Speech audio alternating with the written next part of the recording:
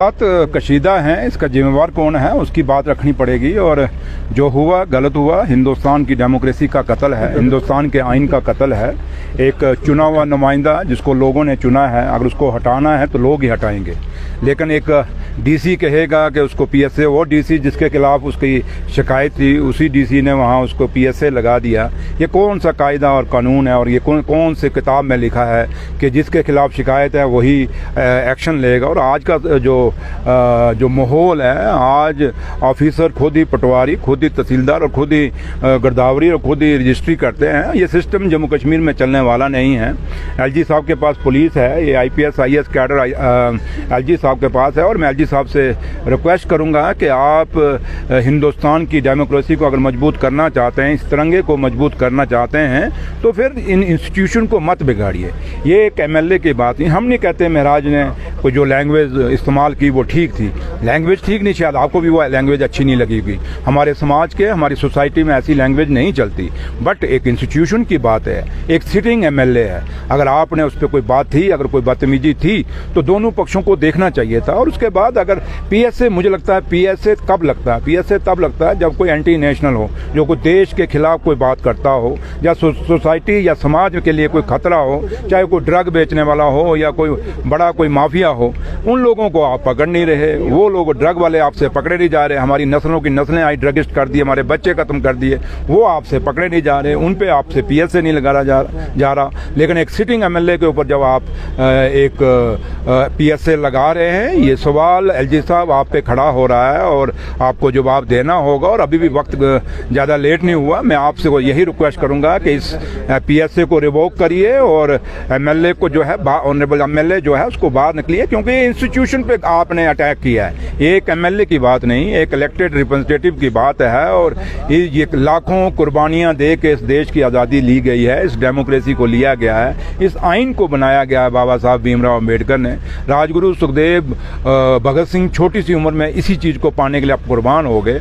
और आज आपने एक मजाक में एक पीएसए लगा दिया। ये तो एक सोसाइटी, इसका मतलब कल आम जैसे पत्रकार लोग हैं, आप लोग भी ऑफिसरों को जाके जब सवाल पूछते हैं, कल आप लोगों के ऊपर भी होगा। अगर आप थोड़ा सा कुछ बोलेंगे आपको भी, आपके ऊपर भी पीएसए लग सकता है। समाज का कोई आम आदमी होगा, अगर वो भी जाके कोई बात रखेगा, कोई सरपंच होगा, कोई पंच होगा, कोई डीडीसी होगा, कोई बीडीसी होगा, अगर वो जाएगा डीसी के आगे, अगर डीसी के साथ उसका टकराव हो जाएगा तो दूसरे दिन डीसी क्या उसके ऊपर, या वो कोई जो एडीसी होगा या एसडीएम होगा जो होगा, क्या वो उस पर पीएसए लगा देगा?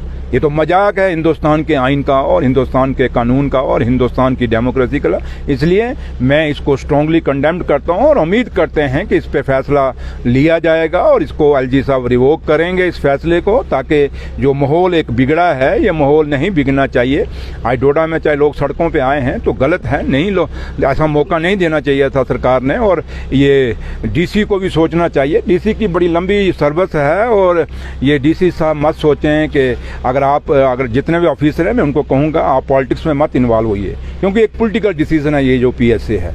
और डीसीज ने बड़ी लंबी नौकरी करनी, और खास के हरविंदर सिंह की अभी बड़ी लंबी नौकरी है।